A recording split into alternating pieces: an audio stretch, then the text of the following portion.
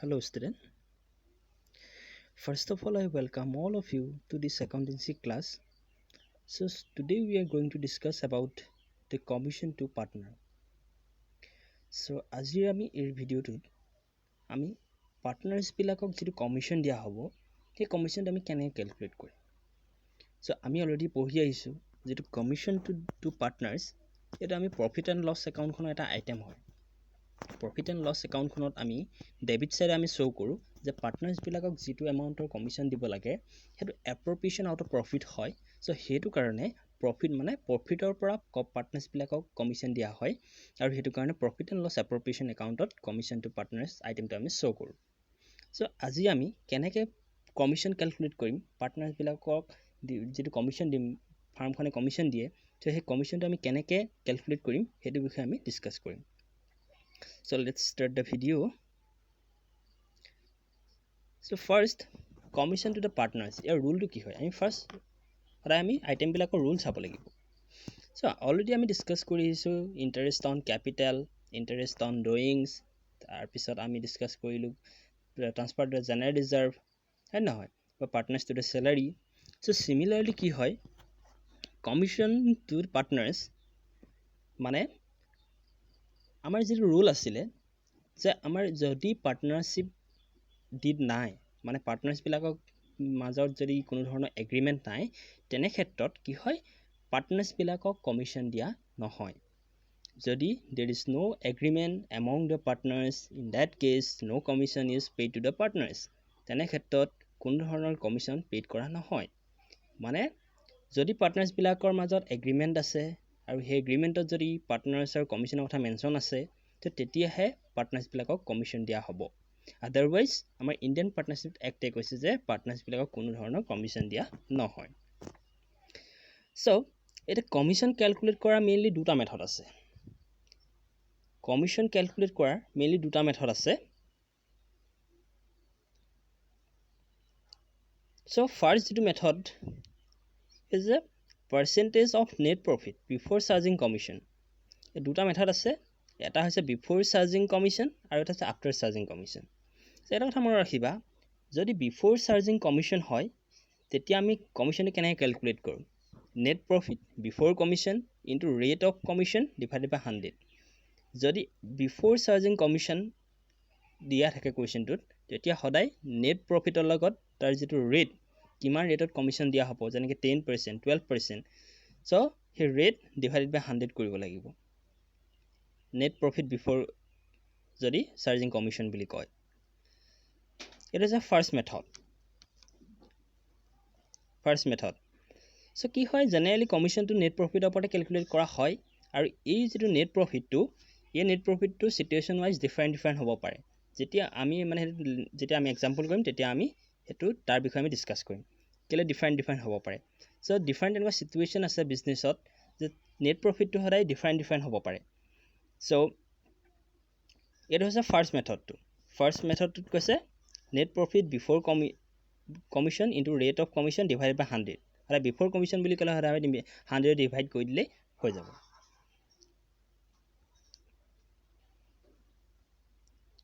Next যেটো method কৈছে ইয়াত কৈছে after charging commission net profit after charging commission. ইয়াত কি কৈছে নেট প্ৰফিটৰ ওপৰতে দিব বাট আফটাৰ চাৰ্জিং কমিশন বুলি ক'লে কি কৰিব লাগে নেট প্ৰফিট বিফৰ কমিশনে আহিব into rate of commission divided by 100 plus rate of commission যেটো আমি ওপৰত ইনটু কৰিছিলো সেই ৰেট অফ কমিশনটো এবাৰ ডিনোমিনেটৰ হৈ যাব। ইয়াত আফটাৰ চাৰ্জিং কমিশনত কি হৈ যাব ৰেট অফ ইন্টাৰেষ্ট ওপৰটো আহিব এণ্ড প্লাস তলত প্লাস হৈ আহিব। এইটো হৈছে after charging commission. Before charging commission আমি কি কৰিছিলো net profit into rate of commission divided by 100 কৰিছিলো। কিন্তু সেকেন্ড যেটো মেথড হয় আফটাৰ চাৰ্জিং কমিশন বুলি কৈছে কমিশনটো চাৰ্জ কৰাৰ পাছত আৰু যেটো বিফৰ চাৰ্জিং কমিশন মানে কমিশন চাৰ্জ কৰাৰ আগত। যদি কমিশন চাৰ্জ কৰাৰ আগত নেট প্ৰফিট কিমান কমিশন কিমান হ'ব উলিয়াবলৈ দিলে হেতু divided by 100 but after charging commission মানে নেট প্ৰফিটৰ পিছত যদি কমিশনটো চাৰ্জ কৰাৰ পিছত আমাক কমিশন উলিয়াবলৈ দিয়ে তেনে ক্ষেত্ৰত কি হ'ব ফৰ্মুলা তেনে ক্ষেত্ৰত হ'ব net profit into rate of commission divided by 100 plus rate of commission আমি ৰেট অফ কমিশ্যনৰ তলত প্লাছ কৰি দিব লাগিব সো এটা আফটাৰ চাৰ্জিং কমিশ্যন এটা বিফৰ চাৰ্জিং কমিশ্যন এটা আফটাৰ চাৰ্জিং কমিশ্যন নেক্সট কৈছে দ্য একাউণ্টিং ট্ৰিটমেণ্ট সো এতিয়া চোৱা একাউণ্টিং ট্ৰিটমেণ্টত মেইন দুটা ট্ৰিটমেণ্ট হয় এটা কি হয় যিটো কমিশ্যন পাৰ্টনাৰ্ছবিলাকক দিয়া হয় সেইটো পাৰ্টনাৰ্ছবিলাকৰ কাৰণে কি হয় ইনকাম হয় সেইটো কাৰণে পাৰ্টনাৰ্ছবিলাকৰ কাৰণে ইনকাম হয় আৰু সেইটো কাৰণে পাৰ্টনাৰ্ছৰ কেপিটেল একাউণ্ট নতুবা কাৰেণ্ট একাউণ্টলৈ ট্ৰান্সফাৰ হ'ব আমি পঢ়ি আহিছোঁ যে ফিক্সড কেপিটেল এণ্ড ফ্লাকচুৱেটিং কেপিটেল যদি পাৰ্টনাৰ্ছবিলাকৰ যদি কেপিটেলটো ফিক্সড হয় তেতিয়া কি হ'ব পাৰ্টনাৰ্ছবিলাকৰ কাৰেণ্ট একাউণ্টলৈ ট্ৰান্সফাৰ কৰিব লাগিব যদি পাৰ্টনাৰ্ছবিলাকৰ কেপিটেল একাউণ্ট ফ্লাকচুৱেটিং হয় তেতিয়া পাৰ্টনাৰ্ছবিলাকৰ কেপিটেল একাউণ্টলৈ ট্ৰান্সফাৰ কৰিব লাগিব সো ইয়াত চোৱা ফাৰ্ষ্ট যদি কৈছে একাউণ্টিং ট্ৰিটমেণ্টৰ কথা ফৰ এলাউইং কমিশ্যন যেতিয়া ফাৰ্মখনে কমিশ্যনটো এলাউ কৰে কমিশ্যনটো দিয়ে তেতিয়া কি হ'ব commission to the partners account debit কেলৈ ডেবিট হ'ল commission to the partners account কাৰণ বিজনেছ ফাৰ্মখনৰ কাৰণে কমিশ্যনটো কি হ'ব এক্সপেণ্ডিচাৰ হ'ব আৰু এক্সপেণ্ডিচাৰবিলাক সদায় কি হয় ডেবিট হয় পাৰ্টনাৰ্ছবিলাকৰ কাৰণে ইনকাম হ'ব বাট বিজনেছ যেতিয়া আমি একাউণ্টছ কৰিম সদায় বিজনেছ পইণ্ট অফ ভিউ পৰা চাব লাগিব আমি পাৰ্টনাৰ্ছ পইণ্ট অফ ভিউ বা অনাৰৰ পইণ্ট অফ ভিউ পৰা আমি নাচাওঁ বিজনেছত একাউণ্টছবিলাক সদায় আমি বিজনেছ পইণ্ট অফ ভিউৰ পৰা চাব লাগিব আৰু বিজনেছ পইণ্ট অফ ভিউৰ পৰা আমি কৰিব লাগিব এতিয়া পাৰ্টনাৰ্ছবিলাকক যিটো কমিশ্যন দিয়া হয় এই কমিশ্যনটো বিজনেছ ফাৰ্মখনৰ কাৰণে কি হয় এক্সপেণ্ডিচাৰ হয় আৰু সেই এক্সপেণ্ডিচাৰ কাৰণে কমিশ্যন টু পাৰ্টনাৰ্ছ মানে কমিশ্যন একাউণ্টখন আমি ডেবিট কৰিছোঁ নেক্সট সেই যিটো কমিশ্যন একাউণ্ট ডেবিট কৰিছে সেই কমিশ্যনটো কোনে পাব পাৰ্টনাৰ্ছবিলাকে পাব আৰু পাৰ্টনাৰ্ছবিলাক সেইকাৰণে কেপিটেল একাউণ্ট বা কাৰেণ্ট একাউণ্ট আমি ক্ৰেডিট কৰিব লাগিব এইটো চিটুৱেশ্যন লৈ এইটো ডিফাৰেণ্ট হ'ব যদি এইটো অলৰেডি পঢ়ি আহিছিলোঁ আমি যদি পাৰ্টনাৰ্ছৰ কেপিটেলবিলাক ফিক্সড হয় তেতিয়াহ'লে আমি এইটো কাৰেণ্ট একাউণ্টলৈ ট্ৰান্সফাৰ কৰি দিম আৰু যদি পাৰ্টনাৰ্ছৰ কেপিটেলটো ফ্লাকচুৱেটিং হয় তেতিয়াহ'লে কেপিটেল একাউণ্টলৈ ট্ৰান্সফাৰ কৰি দিম সো সেইটো ফাৰ্ষ্টটো হৈছে যেতিয়া কমিশ্যন ফাৰ্মখনে এলাউ কৰে ফাৰ্মখনৰ কাৰণে এক্সপেণ্ডিচাৰ হয় আৰু পাৰ্টনাৰ্ছবিলাকৰ কাৰণে ইনকাম হয় সেইকাৰণে ক্ৰেডিট হৈছে পাৰ্টনাৰ্ছ কেপিটেল একাউণ্ট বা কাৰেণ্ট একাউণ্টলৈ ক্ৰেডিট হৈছে নেক্সটটো কৈছে চোৱা for closing the commission account যেতিয়া আমি কমিশ্যনটো পে'মেণ্ট কৰি দিয়া হয় সেই কমিশ্যন একাউণ্টখন আমি ক্ল'জ কৰি দিব লাগিব ফাৰ্মখনৰ তো আমিতো কমিশ্যন পে'মেণ্ট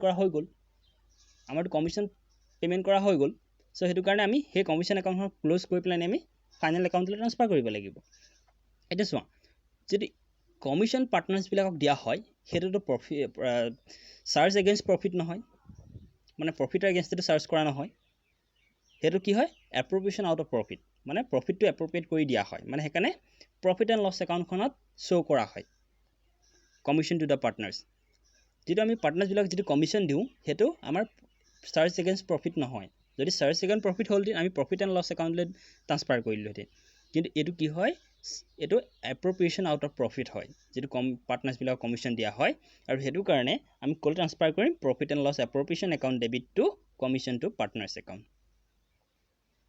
সো যদি আমি সেই যিটো কমিশ্যন সেই কমিশ্যনটো সদায় এপ্ৰপ্ৰিয়েশ্যন একাউণ্টলৈ যায় সেইকাৰণে আমি appropriation account debit to partners commission কৰিলোঁ সো আমি যদি চাওঁ এপ্ৰপ্ৰিয়েশ্যন একাউণ্টখনত যদি চাওঁ কমিশ্যন টু দ্য পাৰ্টনাৰ্ছ কোনটো আছে ডেবিট ছাইডে আহে সো সেইটো কাৰণে profit and loss appropriation account debit profit and লছৰ এপ্ৰপ্ৰিয়েশ্যন একাউণ্টৰ কি হয় ডেবিট ছাইডে গুচি যাব টু পাৰ্টনাৰ্ছ কমিশ্যন বুলি অ'কে তো এইটো আছিলে একাউণ্টিং ট্ৰিটমেণ্ট ইয়াত দুটা ট্ৰিটমেণ্ট হয় যেতিয়া কমিশ্যনটো এলাউ কৰা হয় আৰু যেতিয়া কমিশ্যন একাউণ্টখন ক্ল'জ কৰা হয়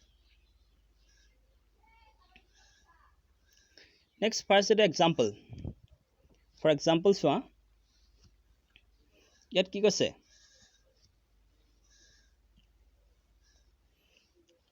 Payel and Tulsi are the partners in a farm Payel আৰু তুলসী ফাৰ্মখনৰ পাৰ্টনাৰ হয় and the Payel is gate A commission of 10%। পায়েলে কি হ'ব কমিশ্যন পাব কিহৰ ওপৰত of net profit before charging commission ইয়াত চোৱা এই কুৱেশ্যনটোত ক্লিয়াৰলি মেনশ্যন কৰি দিছে যে যিটো নেট প্ৰফিটৰ ওপৰত কমিশ্যন পাব সেইটো হৈছে বিফৰ চাৰ্জিং কমিশ্যন মানে কৈ দিছে ইয়াত আমি তেনেকুৱা ক্ষেত্ৰত আমি কমিশ্যন কেলকুলেট কৰিবলৈ আমি বিফৰ চাৰ্জিং কমিশ্যনৰ ফৰ্মুলাটো ইউজ কৰিব লাগিব যিটো আছিলে net profit into rate divided by 100 আছিলে বিফৰ চাৰ্জিং কমিশ্যনৰ ফৰ্মুলাটো সো আমি এইটো ফৰ্মুলা ইউজ কৰিব লাগিব অ'কে তো so next কৈছে Tulsi is to get a commission of 10%. first পাইছিলে পায়ালে, next পাইছে Tulsi কি কৈছে is to get a commission of 10% on the net profit after charging all commission. সেই কমিশন বিলাক চাৰ্জ কৰাৰ পিছত পাব তুলসীয়ে, কমিশন বিলাক চাৰ্জ কৰাৰ পিছত তুলসীয়ে কি পাব, কমিশন পাব. So the net profit for the year ended 31st March 2017 before charging commission was rupees 55,000. So farm খনৰ যেটো net profit দেখাইছে 55,000 দেখাইছে and ascertain the commission of Payal and Tulsi. The Payal আৰু Tulsi commission কিমান হ'ব আমি calculate কৰিব লাগে. So আমি ফাৰ্স্ট কি কৰিম, আমি পায়েলৰ ক্যালকুলেশনটো কৰি ল'ব লাগিব, কাৰণ পায়েলে তো ফাৰ্স্ট কৈছে বিফোৰ চাৰ্জিং কমিশন বুলি কৈছে. সো আমি পায়েলৰ ক্যালকুলেশনটো আমি ফাৰ্স্ট কৰি ল'ব লাগিব. সো ফাৰ্স্ট কি কৈছে calculation of commission to Payal. পায়েলৰ ক্যালকুলেশনটো আমি কেনেকৈ কৰিম এটা, যেটো কমিশনৰ ক্যালকুলেশন হ'ব. সো ফাৰ্স্ট চোৱা profit before charging any commission. Commission charge নকৰাকৈ আমাৰ ফাৰ্মখনৰ প্ৰফিট কিমান কৈছে এইটো চোৱা 55,000 কৈ দিছে. Question today কৰিছে before charging any commission was 55,000. যে ফাৰ্মখনৰ প্ৰফিট কিমান আছিল 55,000 আৰু এই 55,000 ৰ কোনো কমিশন চাৰ্জ কৰা নাই. আৰু কোৱেশ্চনটো কৈ দিছে যে পায়েলে যেটো কমিশন পাব সেই কমিশনটো বিফোৰ চাৰ্জিং এনি কমিশন হ'ব.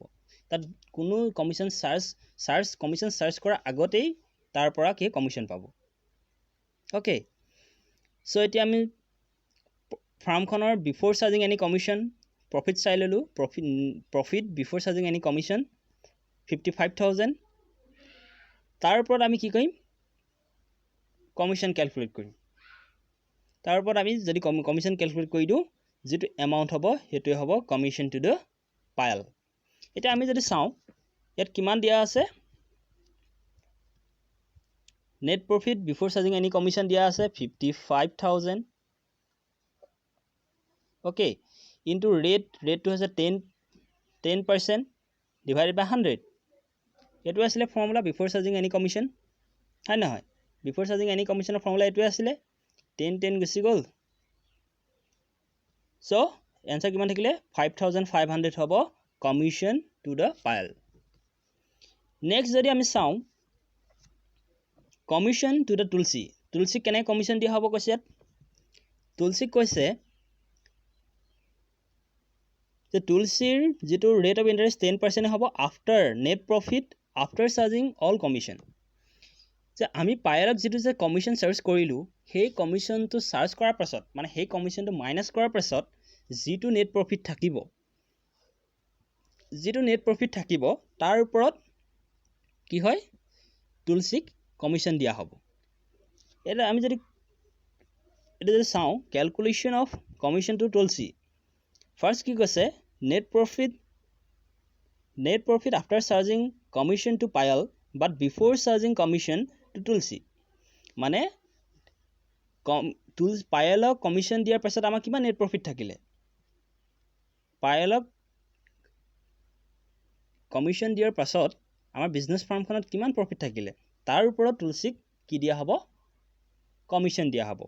এটা বিফোৰ চাৰ্জিং অৰ আফটাৰ চাৰ্জিং দুইটা মই অলৰেডি বুজাই আহিছো যে বিফোৰ চাৰ্জিংত কি হয়, বিফোৰ চাৰ্জিংৰ কাৰণে বেলেগ এটা ফৰ্মুলা আমি ইউজ কৰো আৰু আফটাৰ চাৰ্জিং হলে আমি বেলেগ এটা ফৰ্মুলা ইউজ কৰো. So before charging commission to the Tulsi কৈছে ইয়াত commission after charging commission to পায়েলক কমিশন চাৰ্জ কৰাৰ পাছত মানে কমিশনটো মাইনাস কৰাৰ পাছত আৰু বিফোৰ চাৰ্জিং কমিশন টু তুলসীক তো চাৰ্জ কৰাৰ আগতে হ'ব. সো পায়েলক কমিশনটো মাইনাস কৰাৰ পাছত যেটো এমাউন্ট থাকিব সেই এমাউন্টৰ ওপৰত ইয়াত 49,000 দেখাইছে 500. সো এই এমাউন্টৰ ওপৰত তুলসীক কি হয় কমিশন দিয়া হ'ব. ইয়াত চোৱা therefore the commission to Tulsi 49,500 into 10 by 110 কেলে হল ইয়াৰ যেটো আফটাৰ চাৰ্জিং কমিশনৰ যেটো ফৰ্মুলা আছিল কি আছিল হেতু net profit into rate r divided by 100 plus r আছিল before charging commissioner after charging commissioner 100 plus r আছিল. সো এটো কাৰণে ইয়াত 100 হৈ আছে আৰু 10% ইন্টাৰেষ্ট দিব. সো এখানে 110 হৈ যাব, হয় নহয়? সো So যদি 49500 into 100 by 10 by 110 যদি কৈ দিওঁ ইয়াৰ এনসাৰ ওলাব 4500. So তুলসীয়ে কিমান কমিশন পাব 4500 তুলসীয়ে কমিশন পাব. So দুইটা কথা মনত ৰাখিব লাগিব. আফটাৰ চাৰ্জিং ইয়াত যেটো কৈছে আফটাৰ চাৰ্জিং কমিশন আৰু আফটাৰ চাৰ্জিং কমিশন বুলি কৈ দিলে আমি আফটাৰ চাৰ্জিং কমিশনৰ ফৰ্মুলাটো এডপ্ট কৰিব লাগিব. লগতে আমি যেটো কমিশন অলৰেডি পেমেন্ট কৰিছো হেটো আমি মাইনাস কৰি ল'ব লাগিব ফাৰ্স্ট. আফটাৰ চাৰ্জিং কমিশন বুলি ক'লে ফাৰ্স্ট আমি কি কৰিলো ফাৰ্স্ট আমি যেটো কমিশন দি আহিছো যাক আমি যদি আমি এজন পাৰ্টনাৰ ফাৰ্স্ট কমিশন দি আহিছো সো হে ফাৰ্স্ট কমিশনটো 5500 কমিশনটো আমি মাইনাস কৰি ল'ব লাগিব নেট প্ৰফিটৰ পৰা নেট প্ৰফিট মাইনাস 5500 আকৌ এগেইন আমি কি হয় আফটাৰ চাৰ্জিং কমিশনৰ ফৰ্মুলাটো এডপ্ট কৰিব লাগিব. আফটাৰ চাৰ্জিং কমিশনৰ ফৰ্মুলাটো কি আছিল net profit into rate divided by 100 plus rate এটো ফৰ্মুলা আমি ইউজ কৰিব লাগিব. তো দুটা কথা মনত ৰাখিব লাগিব আফটাৰ চাৰ্জিং কমিশন বুলি ক'লে দুটা কথা মনত ৰাখিব লাগিব. ফাৰ্স্ট নেট প্ৰফিটৰ পৰা আমি কমিশনটো মাইনাস কৰিব লাগিব যেটো মাইনাস কৰিবলৈ কোৱেশ্চনত কয়. সো কমিশন হ'ব পাৰে এটো স্যালাৰিও হ'ব পাৰে বা ইন্টাৰেষ্ট অন ক্যাপিটালও হ'ব পাৰে গম পাইছানে কোৱেশ্চনত এটো মেনশন কৰা থাকিব আৰু লগতে আমি নেট প্ৰফিট আফটাৰ চাৰ্জিং কমিশনৰ ফৰ্মুলাটো ইউজ কৰিব লাগিব. সো এই দুটা কথা মনত ৰাখিব লাগিব আফটাৰ চাৰ্জিং কমিশন বুলি ক'লে. সো আৰু এটা এক্সাম্পল চাই লওঁ ইয়াত কৈছে চোৱা Arun and Borun are partners in a firm. Arun is entitled to a commission of 10% on net profit after charging interest on capital. Yet could you say after charging commission pabo kihor oprot yet commission pabo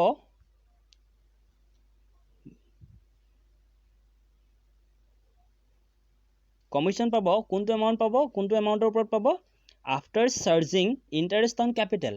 মানে ক্যাপিটালৰ ওপৰত যেটো interest হে ইন্টাৰেষ্টটো দিয়াৰ পিছতহে যেটো net profit থাকিব তাৰ ওপৰত কি হয় কমিশন পাব. মানে নেট প্ৰফিটৰ পৰা আমি কি কৰিম ইন্টাৰেষ্ট অন ক্যাপিটালটো আমি মাইনাস কৰি পেলানি যেটো আমাৰ নেট প্ৰফিট থাকিবগে ৰিমেইনিং নেট প্ৰফিট থাকিবগে এই ৰিমেইনিং নেট প্ৰফিটটোৰ ওপৰত আমি কি দিব লাগিব কমিশন দিব লাগিব. ওকে সো তাৰ পিছত কি কৈছে ইন্টাৰেষ্ট অন ক্যাপিটাল এণ্ড সাচ commission net profit of the firm 27000 বুলি কৈছে net profit and interest on Arun's capital and Borun's capital are 3000 and 2000. so আমাক কি কৈছে কোৱেশ্চনটোত কৈছে যে কমিশন কেতিয়া দিয়া হ'ব যেটো নেট প্ৰফিট দিয়া আছে ফাৰ্মখনৰ 27000 তাৰ পৰা আমাৰ কি হয় ইন্টাৰেষ্ট অন ক্যাপিটালটো মাইনাস কৰাৰ পিছতহে যেটো এমাউন্ট থাকিব তাৰ ওপৰত কমিশন দিয়া হ'ব. So farm khonor capital kiman ase 3000 to dibo Arunok aru 2000 dibo Borunok. So total hol 5000 ami ki dibo lagibo interest on capital dibo lagibo. Interest on capital diar pisot amar thakibo 22000. So ei 22000 or uporot ami ki koribo lagibo commission dibo lagibo. So ami example sai long. First one net profit of the farm show korise 27000 less interest on capital যেটো অৰুণ আৰু বৰুণে interest পাইছে ক্যাপিটালৰ ওপৰত 3000 2000 total 5000 less কৰিলো আমি next থাকিলে কিমান 22000 থাকিলে. So এই যেটো 22000 হ'ব ইয়াৰ ওপৰতে কি হয় কমিশন দিয়া হ'ব. ইয়াত কি কৈছে চোৱা since Arun is entitled to commission of 10% on the net profit after charging interest on capital and such commission আৰু ইয়াত কোৱেশ্চনটো কৈ দিছে অলৰেডি যেটো ফৰ্মুলা আমি ইউজ কৰিম হেতু কি হ'ব after charging interest on capital and সাচ কমিশন মানে আমি ধৰি ল'ব লাগিব যে আমি আফটাৰ চাৰ্জিং কমিশনৰ ফৰ্মুলাটো ইউজ কৰিব লাগিব ইয়াত. so his commission will be ascertained by applying the following formula. so কি কৈছে net profit into rate of commission divided by 100 plus rate of commission যেটো আফটাৰ চাৰ্জিং কমিশনৰ যেটো ফৰ্মুলা হয়. So here যদি চাও 22000 থাকিলে net profit যেটো after deducting the interest on capital into 10 rate of commission to আছে 10 next 100 plus 10 it is আমি যেহেতু after charging commission formula apply কৰিছো so এটো কাৰণে 100 by 10 হ'ব. so calculation যদি আমি কৰি দিও এটো হ'ব কিমান হ'ব commission 2000.